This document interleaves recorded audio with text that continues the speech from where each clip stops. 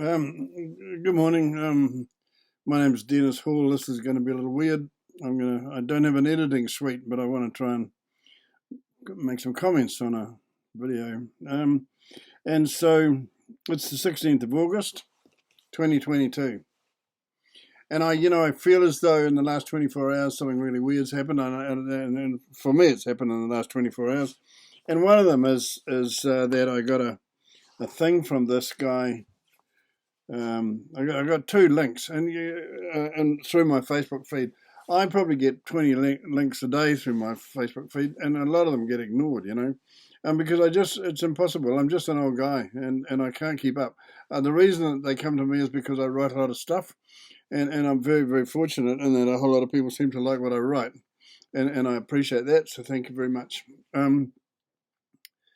All this is going to has got to be done by video. I can't do it any other way.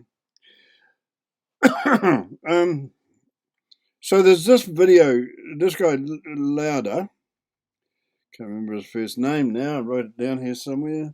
His name is Trevor Loudon.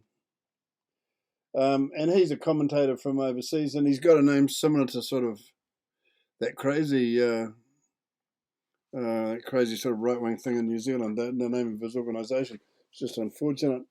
But anyway, and so he did a sort of 16-minute long video that I should actually repeat here first, but I mean it's going to be really difficult to get people to listen for the length of time that would be required. And the other one that I got was from somebody I haven't opened two on the same day. I mean, that's extraordinary for me. I mean, I just usually don't bother because I can't keep up. And so anyway, so I've got another look at this. I've got my other computer here, right? So and that's in lieu of being able to do this by editing someone else's video. So he's going to watch it on TV. The thing is that this video, the one I'm going to show you, is called Fire and Fury, and it is, and I'm going to break into it and talk about it because it is the most subversive bit of television I've ever seen, and it came out of Stuff, unruly, untrustworthy organisation anyway, and Radio New Zealand, who are as bad, So the first one I got came directly from Radio New Zealand, and they claim responsibility for it. And basically it's done on the Responsible Journalism Fund, which means the government has paid for it. It is pure, unadulterated propaganda. It is astonishing the way they have tried to hook ordinary people in New Zealand in with some radical organisations in international in the United States and whatever. And so I'm going to try and sort of pick that over. And so that's going to give you an explanation of why this is so weird. But I got to, someone's got to do it, so it's going to be me, because I'm obsessed with it at the moment, because I cannot believe that New Zealanders have allowed their country to get this deeply in the shit. So for the first thing I've got here, I've got to keep this alive because, so what we'll do, we'll just watch, have a look at this. We'll just watch a bit of this video. And hopefully you can hear it. I'll turn the sound up and blah blah blah, and it's very dramatic. It's very professional. And how do I make sure it's turned up nice and loud? It's turned up loud, and so off we go. Is it running already? Come on. Here we go.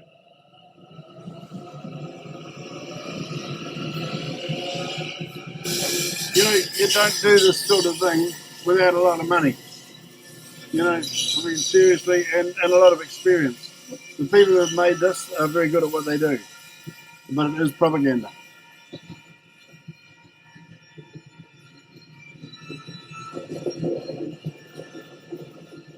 Public interest journalism, funded through New Zealand On Air. They're not pissing about. So we have to understand that public interest journalism is journalism that is paid for by the government. And so if the government pays for journalism, they're paying for their opinion and their opinion only. Now it's time for us to have a chat. Now it's time for us to be heard. And that is what we're going to become. Messages being pumped out to New Zealand audiences. Fuck no. The sun has not gone down yet. There is still plenty of daylight left in this game, and all of you are fucked. And I mean that in the most sincere possible way, that there is no legal outcome that you guys are going to be able to escape with regard to your culpability in a list of crimes longer than State Highway 1. Now, what this guy's doing is he's talking, people talk like this all the time. And this guy's a lunatic, and what he's doing is I don't know what his name is, but obviously he's made a little video. It's been put on Facebook. They've picked it up and they've put it into this. And basically what he's saying is that the people, that the way that this government has behaved is so radical that it's verging on criminal. And I actually tend to agree with that. But, generally speaking, politicians don't get charged with their crimes. But what these guys some of these people are calling for is prison sentences and execution, which of course is nonsense. But nevertheless, that's what they're calling from. And these people here, instead of seeing that in the light that it deserves, they've decided to highlight it. And so stuff and keep on going to call it Air New Zealand, but I mean Radio New Zealand. So I'll carry on. Come on. Not hidden somewhere deep within the dark web. And I think we need to fight back. But the only way to fight back is get out more and more and more information out there and just drown their feeds. But in plain sight. Now, this young woman is Chantel Baker. Now, I have these people have picked her off right at the beginning of this, and the reason why is because she is the leader of the future. They know she is, and they know that she's dangerous for the left, and they've set out in this video to style her as a white supremacist, and she's not. Come on. And being accessed by hundreds of thousands of us. This whole thing is just ludicrous, absolutely ludicrous. So I'm going to stop again. You hear what she said then? The woman before this one, she said that Chantel Baker's words and the words of people like her are being accessed by hundreds and thousands of New Zealanders. Now, the thing about that we all have to understand is that all of those hundreds and thousands of New Zealanders, they are entitled to a vote and they're entitled to a voice.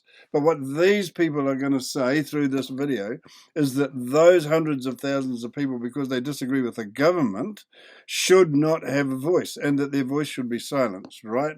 Now, so that's what's going on here. So people need to understand that and realise that this, if New Zealanders are not careful, is their future. Right, I'll carry on. Hang on a minute. I think we have to start laughing at them. Like, what? You're going to let Cindy tell you when you can do a wee? You're going to let Cindy tell you when you can buy a coffee? Seriously? Messages from people who may appear to have no common interests, but who are strategically intertwined, united in their uprising against authority. Now, suggesting that Cindy's going to tell you when you can have a wee is not an uprising, but they've called this an uprising. So you've got to understand that what we're looking at here is blatant, absolutely blatant fear-mongering and propaganda. Come on, computer. There's going to come a time when we are going to hold them accountable and we are going to take these mofos out legally. What you need to know, you kupapa, is that we're coming for you, okay? You need to prepare your family and let them know that you're going to go to jail soon to support. Now, so you've got to understand that what this guy here is saying, and he's been highlighted, is he's saying that they're going to go to jail. Well, we all know that they're not going to go to jail. But, he's the extreme end of this, whereas those other ladies were just a bunch of ladies gossiping on the thing. Got to get them in context. So there's always going to be people who are going to say the sort of things that this guy here has said. It's not unusual. I've heard it said before many times over decades, because I've been around for a long time, and believe me, I heard people talking like that in the bloody 60s, 70s, whatever. Genocide is against humanity. You'll have seen these words seeping into everyday usage.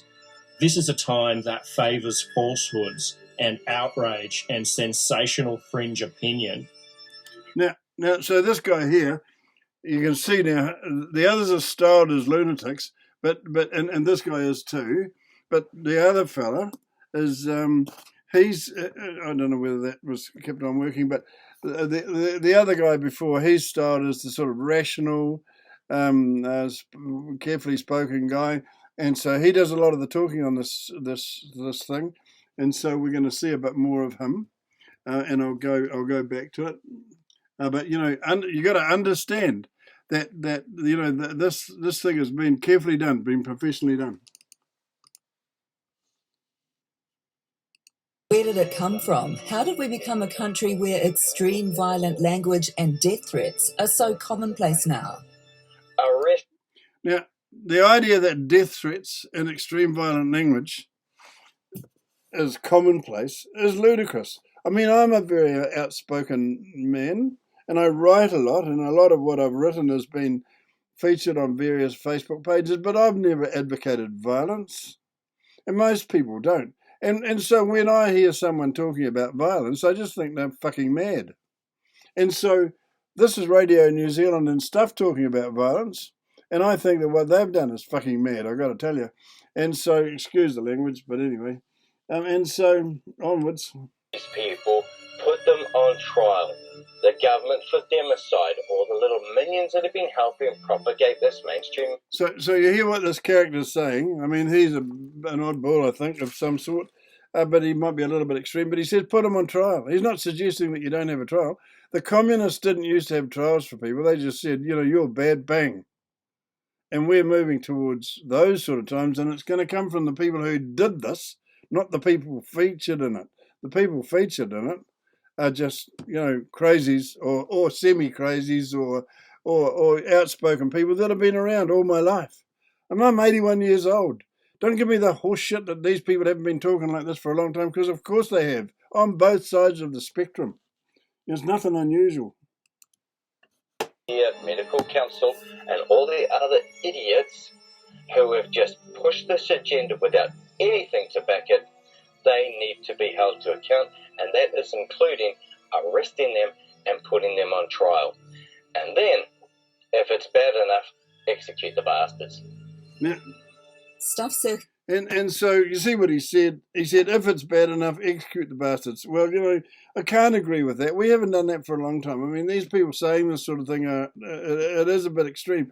But it's just an extreme statement, I mean, a couple of these people have said, I'll do it for them, Well, there'll always be idiots like that. I mean, what's different, for God's sake? And when you think about what these guys are saying, and then think about what's actually happening in the streets of Auckland at the moment with ram raids and shootings, it's no contest. No contest, people. So Jacinda and co, who have funded this and obviously approved it, and doing this through the left-wing journalism thing, you need to understand that what's going on in the streets of Auckland is really bad and does involve death and destruction and all sorts of other things. These people are just people shooting their mouths off. And you seem to think they're the problem. Good Lord. Get real. Has analysed the backgrounds and beliefs of the key people driving a new, violent, misinformed New Zealand and what they want to happen next. So seriously, do you think that we've got a new, violent and misinformed New Zealand? Or, are people questioning questioning the radical policies of a strange government? And we've got a strange government. There's no question. The other thing about this, and this comes at a time when Jacinda and the government are going down in the polls because people are starting to figure it out. They've figured out the reason that their polls are now under the table is because people have realised that she's bloody not as honest and wonderful, and I mean she's not just a big brassy smile. I mean, she's represented by a bunch of lunatics in Parliament, and so, and I shouldn't say they're lunatics because a lunatic is a person that's in an asylum. These people, to my way of seeing things, are radically different to the politicians of the past. I just think that they are. You've only got to look at them. You've only got to listen to them. You've only got to see what they're doing. three waters and a reformed health system put in the hands of Maori is obviously a racist thing to do. Anybody with a half a brain will know that if you give a whole lot of the country's wealth to people on the basis of their race, that's actually what we call racism. If it was the other way around and we were giving it all to white folks, it would be racism.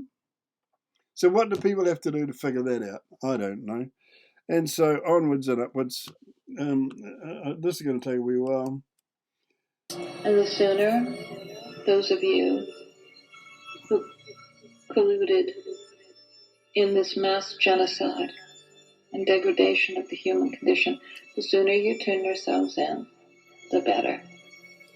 Now, you see, that's a woman on her own, in her home, talking to a Facebook page. Just as. And, what are people going to say? When they're on their own, they will be extreme. They'll feel confident. They're in their own home, blah, blah, blah. And they'll say stuff that they probably wouldn't say publicly. But these guys have been able to go through Facebook, take this stuff off, and bung it in here, edit into this, out of context.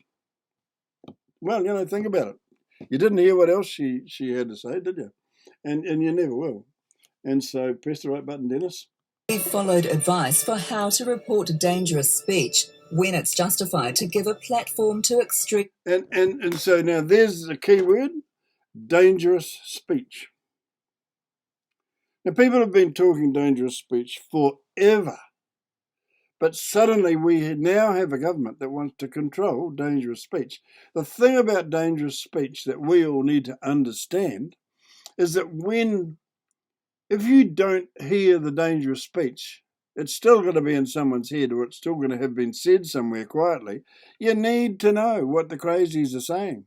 And the idea that you're going to come along and go, oh, we're going to make that illegal and we're going to lock you people up, because that's the implication for dangerous speech. And because they call it hate speech and dangerous speech and all this sort of stuff. And as I see it, what these people have done here is bloody dangerous speech, all right. But I think that they should be taken to task for what they've done. But this woman who's narrating this, she's just being paid. Ideas. The test, has it reached a tipping point where they're having an impact beyond their own communities? We are well past that tipping point because of the numbers of people they're reaching and because of what they say, which you... So there again is another key in all this, the numbers they are reaching. Whether they like it, the people making this video, or not, the fact that they're reaching numbers of people means that there's a lot of people out there who kind of agree with agree with the dissenting voices, and any voices that don't agree with this are dissenting voices, right? And this, all the way through this, they acknowledge that there are large numbers of people who are running against what they consider the grain to be. But this is one of the most extreme things I've ever seen, and so you can decide. Here, unfiltered. Yes, construct the gallows. Get the nooses hung on the trees at Parliament. Let's do this. I'm not averse to a beheading. So I'm not averse to a beheading. Come on. This isn't a community talking. This is a couple of crazy people. It's not hard to get crazy people. You always can get crazy people. Shit, I used to be a taxi driver. I used to meet 20 of them in a night. But for them to take this stuff, they're taking this stuff completely out of context, and they've changed the context and they've put it in a very public and in a very public forum, and using a lot of money to do it, because this is very professionally done, not like what I'm doing. I'm just using my brain. I'm not scared of blood. I think that evil needs to have its blood spilt or burnt. Gotta love that sound of execution. It's gonna happen. Media in this country need fucking burning. They really seriously need burning. And so, as for me, as if you call me a radical, I mean, my attitude to media in this country is that they've absolutely lost their way. I used to be one of these people, and still am in a way, who the news is very important to me. It just is. I want to know what's going on in New Zealand and around the world. I would never miss the news. I would record it. I would watch it all the time. I know about the news. I've been watching it ever since. We used to listen to it on Radio New Zealand back in the day when it was real. And I've been watching TV1 News since TV1 started. Really? I'm older than TV1 News, and I used to watch it all the time. And so when I was out at night time, for a while I worked at night time as a cab driver, a long time ago, back in the sort of 60s. I mean, I used to absolutely make sure I got to see the news every night. I just felt I needed to know what was going on. I wanted to know about the politics, and I wanted to know about the accidents, and I wanted to know about what was happening in America. I just did. I followed the news. I watch the news now, and I do. I watch it every night. TV1 News, I record it, and I can edit it as I go, and edit all as much of the shit out that I need to. But the thing is, it is incomparable in any way with the news that we used to get just 4 years ago. This Labour government and this Green government, they have radically changed our news. Radically changed it. I've been watching the news for all my life, and if you guys can't see that the news has radically changed in recent times, you're batty. I mean, in amongst it, they do some of the old style news as it was in the past. Mrs. Jones had an accident, there was a car crash today, there was a flood or whatever. But scattered around it is a very big Maori emphasis. There just is. And in the advertising, they've changed all the advertising. We know they've changed the advertising because suddenly, one of the things, comment I'll make about advertising is, there's a lot of the Maori men in advertising today are married to European women. Or, they've got a European girlfriend. And there's that great big heavy Maori guy with that little wee tiny one that's doing advertising for, I don't know, one of the banks. I mean, it's pretty pointed. What you got to ask yourself, what's the point? What point are they trying to make by doing two things? One, making sure that the Maori guy's got a white wife, but excluding Maori women. And all the Maori women have suddenly gone out and got those tattoos on their chins. Not all of them, but a lot of them. And so, what's the deal behind that? Is that part of the journalism fund paying for that? I'm sorry. This is the language of people who say we're all victims and perpetrators of a deep state propaganda machine. But actually, could it be they are the true propagandists? Now, I could just go back and hear what she said. She said that we are accusing, that's people like me, are accusing them of a deep state propaganda machine. They absolutely are. So they've acknowledged that. But they've sort of said that the propaganda is coming from the other side. The propaganda from the other side is a response. It is a response. It is desperate people. Well, it's desperate in the sense that people like me have lost their voice. I used to write letters to the editor. I tell you what, I wouldn't get one published now. I've written dozens of them over time, and so I always was able to have my say, and I thought I was always relatively reasonable. But, you can't do that anymore. People like me can't do that anymore. And so there's only one voice allowed. I mean, think about Christopher Luxon and others. I mean, I don't think he's the greatest leader in the world, but at the same time, he doesn't get to be on television. They will always try and show him in a bad way. And so, just watch. You can see it if all you have to do is open your eyes. And you know what? The people who have to open their eyes are the ordinary, good and ordinary people in New Zealand. I don't want to talk to all the crazies because the crazies have got their mind made up. And I might seem like a crazy because I've taken the trouble to sit down and do this, but what I'm urging is Mr. and Mrs. Ordinary in ordinary suburbia, who are responsible people going to work all the time, paying their mortgages and bringing up their kids. They're the ones that need to wake up and have a look at what's going on and try to get their head around what's actually happening. Yeah. Anyway, onwards and upwards. These kind of things grow when you're not noticing that they're there. So we need to talk about it.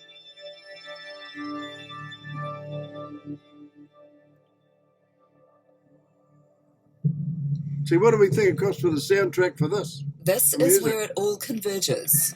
Peace and love, brother! Peace and love, guys! It is billed as a protest of peace and love, born out of opposition to government COVID measures. But the path to Wellington began years ago, and it's anything but peaceful. Now, one of the things that's happened here that we all have to try and understand, I'm going to end this in 5 minutes, and I'll do these half an hour at a time. I'm going to do the whole thing. That's my job today. COVID. So along comes COVID, so convenient. I don't suggest for a minute that it was deliberate, but, well, you know, I think that there's a lot of things about COVID that are questionable. But the idea that there's a sort of global conspiracy to, you know, blah, blah, blah, I don't believe any of that nonsense. But there are things about the whole COVID thing that have been questionable. And so naturally people are questioning it. But what the government have done is that they've taken the people who question the extent of the response, and also, you know, I mean, look, I've had the flu injection every year for years and years and years and years. The last one did make me actually sick, but, you know, I've had it many, many times. And the thing about that is that I wouldn't get the flu. But so along comes COVID, which is basically, you know, what coronavirus is, just another cold, is a relative of the common cold, I'm told. I don't know. And so along comes coronavirus, and they invent a vaccine. Now, I'm going to tell, because of this business, because they've highlighted this in here, and so I'm going to spend the next 4 minutes talking about how it's affected me, right? Now, I can't join in the group of people who are sort of campaigning against this because I don't know what the real story is. But, you know, some of the real story I do know, and one of them is this. Despite having had sort of a series of injections for coronavirus, people still get it. And they still die from it.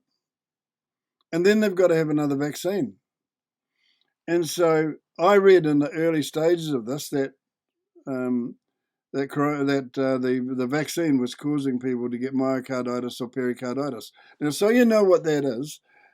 The myocardium is the sort of heart sac thing that the heart lives inside. And pericarditis, I think, is the pericardium, which is like another name, I don't know, for the heart muscle. So when that gets an inflammation, either of those, that's what it's called, myocarditis or pericarditis. I've had it. I've been in hospital with it. Not as a result of the vaccine, because I haven't had the vaccine. I had it years and years ago when I had a heart attack, and I was unfortunate enough to have a heart attack at 42. But you know, the medical people have kept me alive until now.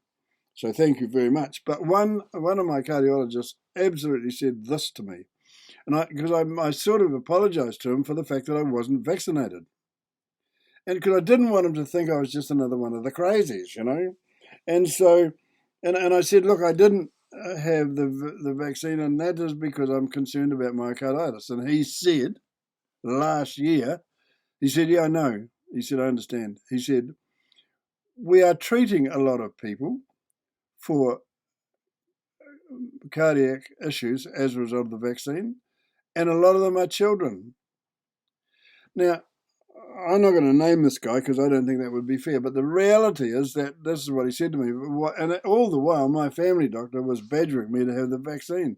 And I, you know, and who am I going to believe, the family doctor or the cardiologist? The cardiologist every time. And so, do I want to hop on a great big bloody bandwagon that's going to say we have to sort of, you know, ban the vaccine and all this sort of thing? No, you know, if people want to go and have it, they should just go and have it. It's a sort of a human right, I suppose. But for me, I decided that it was a safe thing not to do, and my cardiologist agreed with me. And so I feel comfortable with that. And so what do? I stay at home. I just stay at home because the virus is still out there. I've got no protection from it. And the only way I can protect myself is to bloody stay home. So that's what I do. So it's 29 minutes I've been doing this now. I'm going to continue with this, but it's going to be another episode. I'm going to do it straight away. I'm just going to turn this video off in a moment at 30 minutes, and I'm going to start another one straight away. And I'm going to go right through this thing, which is an hour long. And so that is going to involve me in probably 5 half-hour segments. So if you've watched this so far, thank you very much. More to come.